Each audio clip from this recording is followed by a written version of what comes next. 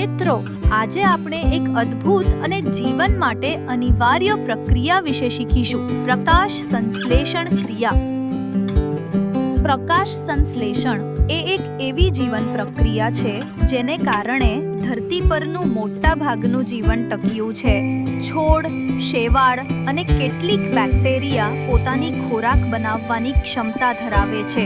તેઓ સૂર્યપ્રકાશની ઉર્જાનો ઉપયોગ કરીને કાર્બન ડાયોક્સાઇડ CO2 અને પાણી H2O માંથી ગ્લુકોઝ C6H12O6 તૈયાર કરે છે અને ઓક્સિજન O2 હવામાં છોડે છે.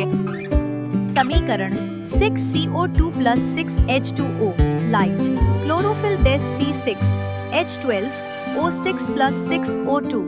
આ સમીકરણ દર્શાવે છે કે 6 અણુ કાર્બન ડાયોક્સાઇડ, 6 અણુ પાણી, સૂર્યપ્રકાશ અને ક્લોરોફિલની મદદથી 1 અણુ ગ્લુકોઝ અને 6 અણુ ઓક્સિજન બનાવે છે. મુખ્ય ઘટકો: સૂર્યપ્રકાશ, ઉર્જાનો મુખ્ય સ્ત્રોત. પાંદડાના ક્લોરોફિલ કણો પ્રકાશ શોષી લે છે.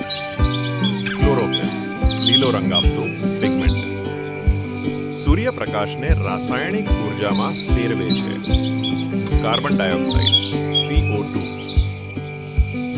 પાંદડાના સ્ટોમાટા નામના રંધ્રો દ્વારા અંદર પ્રવેશે છે. પાણી H2O. છોડની મૂળમાંથી જમીન મારફતે શોષાય છે અને ઝાયલમ વડે પાંદડા સુધી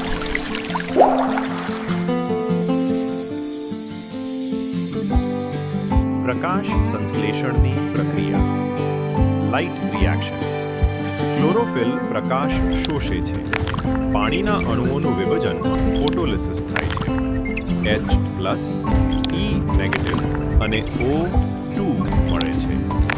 ATP અને NADP જેવા ઉર્જાસભર અણુઓ બને છે. Dark reaction, Calvin cycle. પ્રકાશ વગર પણ ચાલી શકે છે. CO2 નો ઉપયોગ ATP અને NADP સાથે થઈને ગ્લુકોઝ બને છે. ઇમ્પોર્ટન્સ: જીવન માટે ઓક્સિજન પૂરો પાડે છે. ખોરાકની મૂળભૂત સપ્લાય આપે છે. ગ્રીનહાઉસ ગેસ CO2નું સંતુલન જાળવે છે. પૃથ્વી પર ઉર્જા પ્રવાહનો મુખ્ય સ્ત્રોત છે. ખરેખર પ્રકાશ સંશ્લેષણ નેચર્સ મિરેકલ છે.